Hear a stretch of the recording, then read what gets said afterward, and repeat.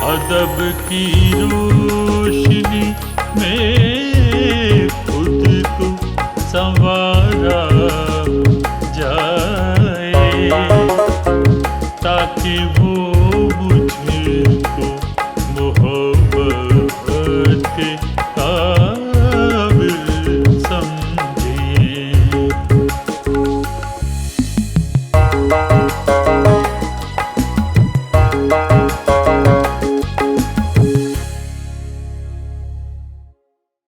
आदाब नाजरीन, आपके पसंदीदा प्रोग्राम अदब को लेकर हम हाजिर हैं।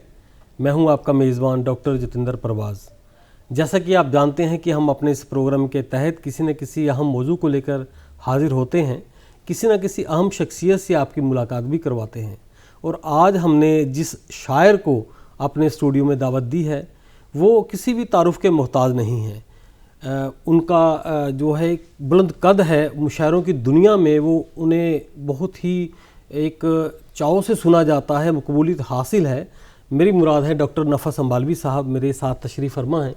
डॉक्टर साहब, आपका हमारे स्टूडियो में इस्तकबाल है, खैर मकदम है। बहुत शुक्रिया परवाज़ साहब। डॉक्टर नफ़स अंबालवी साहब ने जो शायरी की है वो मौजूदा दौर में इस तरह की शायरी है कि उसमें रवायत भी है और जदीदियत भी है। नई और पुरानी शायरी को लेकर उन्होंने जो नए शेर कहे हैं वो आज मुहावरों की शक्ल इख्तियार करते जा रहे हैं। बहुत ज़्यादा कोट इनके मुशायरे होते हैं, राजनेता भी करते हैं, दूसरे लोग भी करते हैं। तो आइए डॉक्टर साहब से बात करते हैं और जानते हैं कि इनकी ज़िंदगी किस तरह से गुजरी, शेर व अदब में इनकी दिलचस्पी कैसे पैदा हुई। डॉक्टर साहब, मैं जानना तो ये चाहता हूँ सबसे पहले जी कि आपकी पैदाइश कहाँ हुई, और मुझे ये भी बताइएगा कि आपका नाम नफ़स अंबालवी है, आपका असल नाम क्या है? दुनिया आपको नफ़स अंबालवी के नाम से जानती है। जी भाई, मैं पहले नाम ही बताता हूँ कि मेरा नाम कमलेश कौशिक है। अच्छा। और मैं एक ब्राह्मण परिवार में मेरा जन्म हुआ जी। और शायरी का मुझे शौक़ हो गया, तो इसलिए मैं नफ़स अंबालवी हो गया। पैदाइश मेरी जो है वो बम्बई की है। अच्छा। हाँ, क्या बात। क्योंकि मेरे वालिद जो थे वो आर्मी में अफसर थे। और उस वजह से, क्योंकि उनकी जगह जगह पोस्टिंग होती रहती हैं, वो 2-3 साल से ज़्यादा नहीं रहते कहीं। अच्छा। तो इसलिए मेरी जो पैदाइश है वो मुंबई में होने करके भी इसके बावजूद मैं कभी मुंबई नहीं रहा। तो फिर आपका बचपन किस किस शहर में गुजरा? मेरा बचपन कुछ तो अम्बाला में गुजरा शुरू का। उसके बाद दूसरी क्लास में आप समझ लीजिए कि मैं बरेली चला गया। अच्छा। बरेली से वहाँ 2-3 साल वहाँ गुजरे। फिर उसके बाद जोधपुर भी मैं पढ़ा हूँ। अरे वाह। हाँ, महाराजाओं का शहर है, हिस्टोरिकल, बहुत ही ऐतिहासिक शहर है और बड़ा खूबसूरत शहर है। और उसके बाद संगम का शहर इलाहाबाद, वहाँ से मैंने अपनी जो 9वीं 10वीं और 11वीं 12वीं मैंने वहाँ से की। अच्छा जी। तो डॉक्टर साहब, आपने तालीम हासिल करने के बाद फिर आपने जो मुलाजमत इख्तियार की, कुछ उसके बारे में भी बता दीजिए। हाँ, मुलाजमत तो ये है कि मैंने रोहतक में मेडिकल में एडमिशन लिया और कुरुक्षेत्र में 86 में जो है मैंने मेडिकल की अपनी तालीम ली और उसके बाद मैं डॉक्टर हो गया। तो शायरी का थोड़ा बहुत शौक़ पहले से रहा, लेकिन ये प्राइवेट प्रैक्टिस ऐसी चीज़ है भाई जी, कि जिसमें बहुत कुछ छोड़ना पड़ता है। तो शायरी भी छूटती चली गई और प्रैक्टिस हावी होती चली गई। अच्छा। तो मैंने प्रैक्टिस की और अभी भी मैं अम्बाला में प्रैक्टिस करता हूँ। डॉक्टर साहब, ये मुझे बताइएगा कि ये शेरो अदब का शौक़ आपको कहाँ से पैदा हो गया? डॉक्टरी करते करते आप ये शायरी की लफ्ज़ों की चीर फाड़ करने लगे?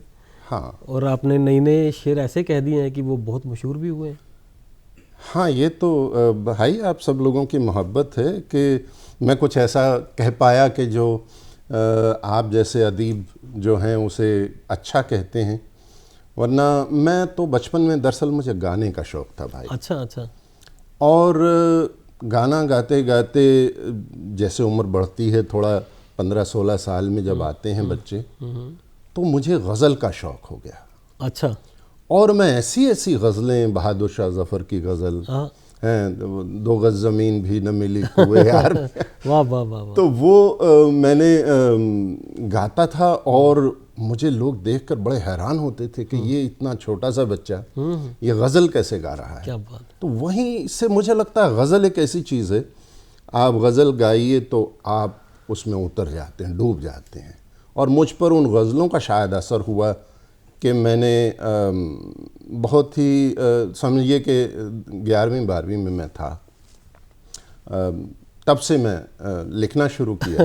मतलब गज़लें सुनते सुनते गज़लें कहनी शुरू कर दी। जी बिल्कुल तो बिल्कुल। डॉक्टर साहब मैं चाहता ये हूँ कि आप कोई गज़ल हमारी नाज़रीन के लिए भी पेश कर दीजिए। हाँ, यहाँ मैं आपसे अर्ज़ करूँ कि मैं पहले नज़में भी लिखा करता था अरे वाह। पहले। अच्छा अच्छा और मैंने हिंदी से लिखना शुरू किया। अच्छा। और हिंदी के बाद धीरे धीरे, क्योंकि हिंदी और उर्दू में मैं कोई ज़्यादा फ़र्क नहीं करता बेशक हूँ, बेशक बेशक।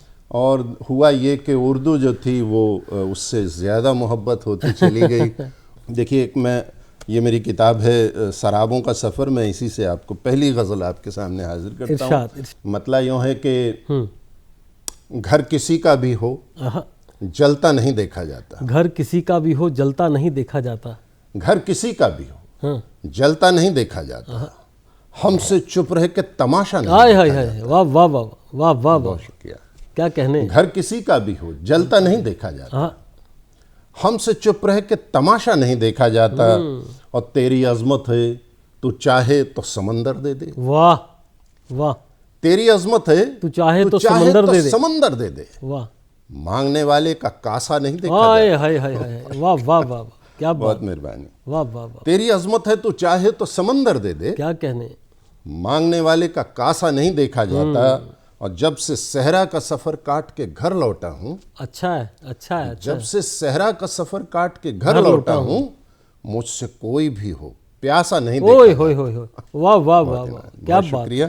क्या बात है। बहुत अच्छा। जब से सहरा का सफ़र काट के घर लौटा हूँ, मुझसे कोई भी हो प्यासा नहीं देखा जाता। बात और ये इबादत है, ये इबादत है, इबादत में सियासत कैसी। ये इबादत है, इबादत में सियासत कैसी। ये इबादत है, हाँ हाँ। इबादत में सियासत कैसी। इसमें काबा या कलीसा नहीं देखा हाय जाता। हाय हाय हाय हाय हाय हाय। बहुत शुक्रिया। वाह वाह वाह वाह वाह वाह। ये इबादत है, इबादत में बहुत सियासत अच्छा। कैसी। इसमें काबा या कलीसा नहीं देखा क्या जाता। कहने क्या कहने। और मेरे लहजे पे न जा, कौल का मफहूम समझ। मेरे लहजे पे न जा, कौल का मफहूम समझ। मेरे लहजे पे न जा, कौल का मफहूम समझ। वाह। बात सच्ची हो तो लहजा नहीं देखा जाता। वाह वाह वाह वाह वाह वाह वाह वाह। मेरे लहजे पे न जा, कौल का मफहूम बहुत अच्छा समझ। डॉक्टर साहब, बहुत अच्छी। बात सच्ची हो तो लहजा नहीं देखा जाता। और लोग मीनार के गुंबद पे नजर रखते हैं। अच्छा है अच्छा है अच्छा। लोग मीनार के गुंबद पे नजर रखते हैं, उसकी बुनियाद का नक्शा नहीं देखा हाय जाता। हाय हाय हाय। क्या सच्चा शेर कह दिया आपने। वाह वाह बहुत वाह इनायत है। वाह वाह। और एक मक्ता हाजिर करता हूँ, आखिरी शेर जिसे कहते हैं कि लोग मीनार के गुंबद पे नजर रखते हैं, क्या उसकी बुनियाद का नक्शा नहीं देखा जाता। क्या कहने। अक्स उभरेगा नफस गर्द हटा दे पहले। अच्छा है अच्छा है। अक्स उभरेगा नफस गर्द हटा दे पहले। धुंधले आईने में चेहरा नहीं देखा जाता। अच्छा है अच्छा है। क्या क्या शेर डॉक्टर साहब आपने पढ़े हैं। वाकई में बड़ी खूबसूरत गज़ल आपने पढ़ी है। मज़ा आ गया जी, खुश हो गया। डॉक्टर साहब आपने इतने मुशायरे पढ़े हैं, पूरे अपने देश भर में जाते हैं। इसके अलावा आपने बैरून मुल्क में भी आपके बड़े सफ़र रहे हैं। पूरी दुनिया में आपको मुशायरों के सिलसिले में बुलाया जाता है। मैं आपसे जानना ये चाहता हूँ कि जो हमारे यहाँ के मुशायरे हैं भारत के, और जो दूसरे बाहर अमेरिका में या दूसरे देशों में जहाँ जहाँ आप गए हैं वहाँ मुशायरे होते हैं, उनमें क्या फ़र्क है। सुनने वालों का जो एक किस तरह का रद्दोअमल रहता है यहाँ और वहाँ, क्या फ़र्क देखते हैं उसमें, कुछ है। हाँ, फ़र्क तो है थोड़ा, लेकिन मैंने जो महसूस किया, ख़ास तौर पे मैं क्योंकि ऑस्ट्रेलिया गया, वहाँ बहुत मुशायरे हुए। मैं जब भी जाता हूँ तो वहाँ एक प्रोग्राम्स का एक सिलसिला शुरू हो जाता है। और ये नहीं मैं कह रहा हूँ कि मेरी वजह से होता है, लेकिन शायद मेरा वो जाना ऐसे वक्त पर होता है कि वहाँ वो एक आधा प्रोग्राम होता है तो फिर वो एक के बाद एक शुरू हो जाते हैं। तो लेकिन मैंने वहाँ ये देखा कि सुनने वाले बहुत अच्छे अच्छे लोग हैं, मेयार बड़ा ऊंचा है। और वो पूरी दुनिया से लोगों को बुलाते हैं। पैसा तो है ही है, नेचुरली वो खर्च सकते हैं, और उसका एक असर ये है कि उन्होंने उसको उर्दू के लिए बहुत अच्छा मेयार उन्होंने कायम किया है। तो मुझे तो लगता है कि हम अगर हिंदुस्तान से उसको कंपेयर करेंगे, हिंदुस्तान तो बहुत बढ़िया हमारे यहाँ मुशायरे होते हैं, बड़े आला तरीन मुशायरे होते रहे हैं आज तक। अब थोड़ा मैं मानता हूँ कि कुछ वक्त की हवा का असर है शायद, जिसकी वजह से कि कुछ थोड़ा फ़र्क तो आया है, मैं भी समझता हूँ इसे। लेकिन इसकी जो खुशबू है उर्दू की, ये पूरी दुनिया में फैली हुई है। मैं बहुत सारे ऐसे इंटरनेशनली जुड़ा हुआ हूँ लोगों से, जर्मनी से, अमेरिका से, इंग्लैंड से, यूएई से, और तो हम लोग अक्सर ऑनलाइन आजकल एक सुविधा हो गई है, जिसकी वजह से मैं जुड़ा हूँ। और मुझे ये कहते हुए फ़ख्र होता है कि मैं आपको ये अर्ज़ कर दूं कि मेरी कोई उर्दू की तालीम नहीं है। ये बहुत ख़ास बात है कि मैंने कोई उर्दू की तालीम नहीं ली है। हालांकि एक छोटा सा कोर्स किया, उसे मैं तालीम उस तरह से नहीं मानता, लेकिन वो तो मेरी अपनी प्यास थी कि मुझे जानना था, तो मैंने वहाँ से उर्दू सीखी। और मुझे किसी ने, एक हमारे इसाक सहारनपुरी साहब हुआ करते थे, हाफिज़ साहब, अम्बाला में, वो एक बार मेरे साथ किसी मुशायरे में थे, मैं शुरू के वक्त था, तो वो कहने लगे, आप नफ़स साहब, आप इतनी अच्छी शायरी करते हैं, तो क्या आप उर्दू रस्मुल ख़त से वाकिफ़ हैं? तो मैंने कहा जी मैं तो नहीं जानता हूँ। कहने लगे आप ये ज़रूर करें, उर्दू ज़रूर सीखें, इससे आपको बहुत मदद मिलेगी। तो मैं उसमें लग गया, और मेरे एक मरीज़ थे, मेरे घर जैसे ही थे वो। अच्छा। तो वो मुझे एक छोटा सा कायदा दे गए। वहाँ से ये मेरा उर्दू का सफ़र शुरू हुआ, और उसके बाद से तो मैं आज, और मेरी उर्दू में किताबें हैं, एकेडमी, ये किताब आपके सामने सराबों का सफ़र रखी है, एकेडमी अवार्ड्स भी मिले हैं। हालांकि मैं अपने आप को उर्दू दां में नहीं गिनता हूँ। नहीं, आप बहुत अच्छे शायर हैं, ये हम जानते हैं डॉक्टर साहब। तो मैं चाहता ये हूँ कि आगे बढ़ने से पहले एक गज़ल और सुन ली जाए आपसे। हाँ, मैं आपको, चलिए मैं आपको एक ताज़ा कलाम पेश करता हूँ, जो कि मैं अभी सिडनी में था, तो मैंने वहीं लिखा, और वहीं मैंने कई मुशायरों में पढ़ा, जिसे बहुत पसंद किया गया। तो आपके सामईन की नज़र करता हूँ इसे। मतलब यूँ है कि पहले समंदरों में उतारा गया मुझे, पहले समंदरों में उतारा गया मुझे, फिर प्यास की हदों से गुजारा गया मुझे। अच्छा है, अच्छा मतलब पहले समंदरों में उतारा गया मुझे, वाह, फिर प्यास की हदों से गुजारा गया मुझे, वाह। देखा तो कुछ नहीं था वहां दश्त के सिवा, देखा तो कुछ नहीं था वहां दश्त के सिवा, वाह वाह वाह। फिर भी लगा कि जैसे पुकारा गया, हाय हाय हाय हाय हाय, वाह वाह वाह, बहुत अच्छा, बहुत अच्छा शेर है। देखा तो कुछ नहीं था वहां दश्त के सिवा, फिर भी लगा कि जैसे पुकारा गया मुझे, उम्रे रवा ने पूछ लिया मुझसे एक दिन।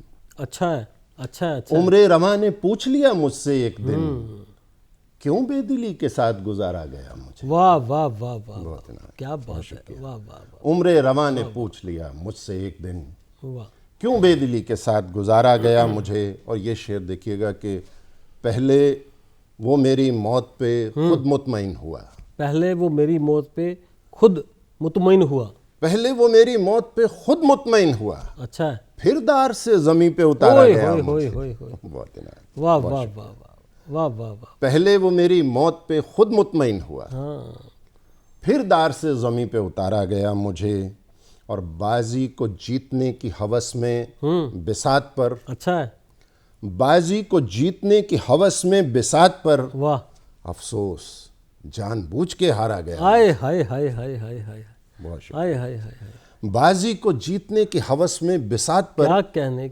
अफसोस जानबूझ के हारा गया मुझे, यूं ही मैं उसकी बज़्म से उठकर नहीं गया। अच्छा है, अच्छा अच्छा, यूं ही मैं उसकी बज़्म से उठकर नहीं गया, दरअसल पहले उसका इशारा गया। हाय हाय हाय हाय हाय, वाह वाह वाह वाह, क्या कहने डॉक्टर साहब, यूं ही मैं उसकी बज़्म से उठकर नहीं गया। बहुत अच्छे शेर है, बहुत अच्छा। यूं ही मैं उसकी बज़्म से उठकर नहीं गया, वाह वाह वाह।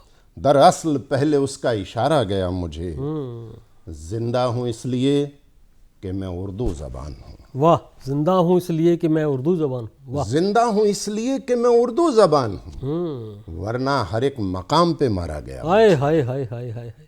वाह वाह वाह, बहुत शुक्रिया, बहुत अच्छा डॉक्टर साहब, बहुत अच्छा शेर है। बहुत शुक्रिया। बहुत प्यारी गज़ल आपने पढ़ी डॉक्टर साहब। क्या क्या शेर इसमें आपने निकाले हैं, एक एक शेर जो है उस पर आशश करने का जी करता है। मैं डॉक्टर साहब ये आपसे जानना चाहता हूँ कि जी ये जो आपके कई शेर मशहूर भी हुए हैं, हाँ, बहुत सी जगह पर मैंने देखा कि बहुत लोग कोट भी करते हैं, वो एक दो शेर आपको याद हो तो बताइएगा कि कौन से शेरों से आपको ज़्यादा मकबूलियत मिली है।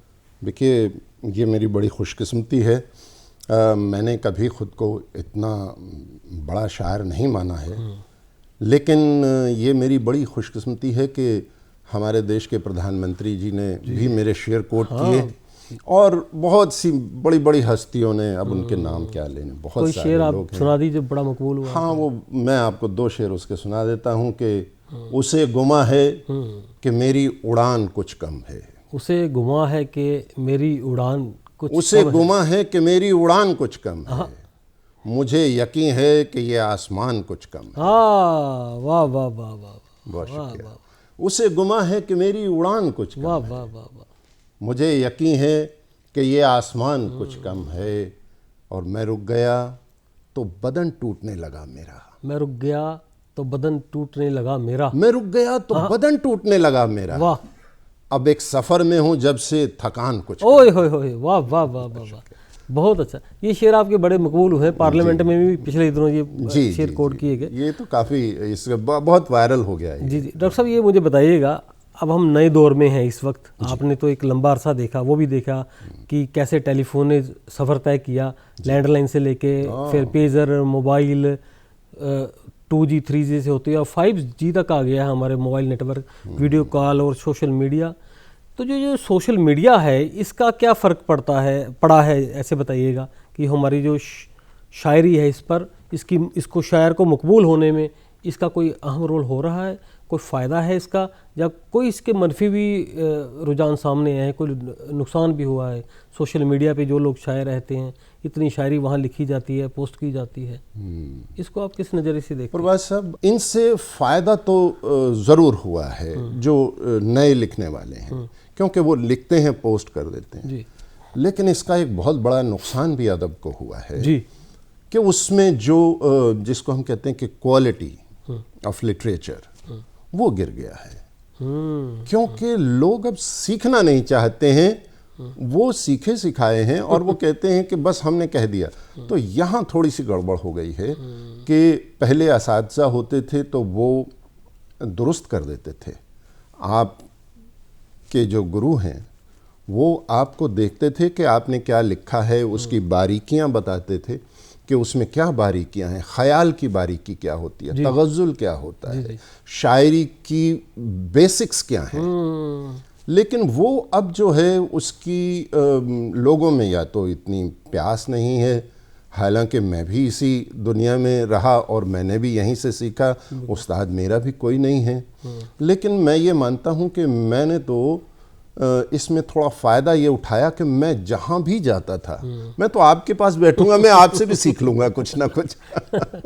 तो ये मेरी खुशकिस्मती रही कि मुझे बहुत बड़े बड़े नामों के पास बैठने का शरफ़ हासिल है, और उसमें मुज़फ़्फ़र रज़मी साहब हैं, मुनव्वर राणा हैं, राहत इंदौरी साहब हैं, निदा फाजली साहब हैं, तो किस किस का नाम ले, वसीम बरेलवी साहब हैं। मैंने बहुत मुशायरे पढ़े उनके साथ और उसका मुझे बहुत फ़ायदा मैंने उठाया। मैं ये कह सकता हूँ कि मैंने, किसी ने अगर टोक दिया कि ये क्या है, तो मैं उस पे घर जाकर 100 बार सोचता था कि ऐसा कहा क्या कुछ तो वजह होगी उसके पीछे कि इसमें क्या सही है क्या गलत है।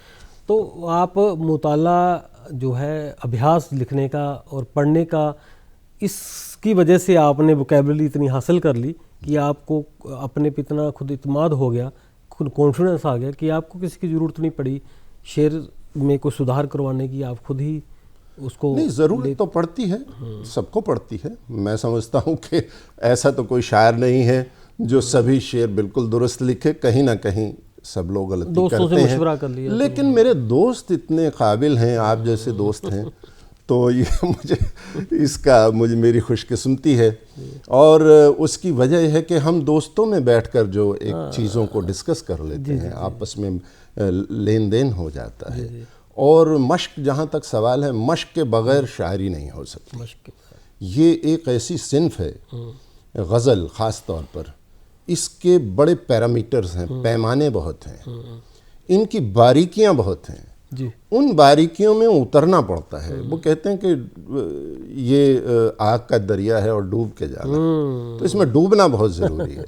आप जब डूब जाते हैं और लोग आपको कहते हैं कि ये तो गया, तो समझिए कि आप कहीं पहुंच गए।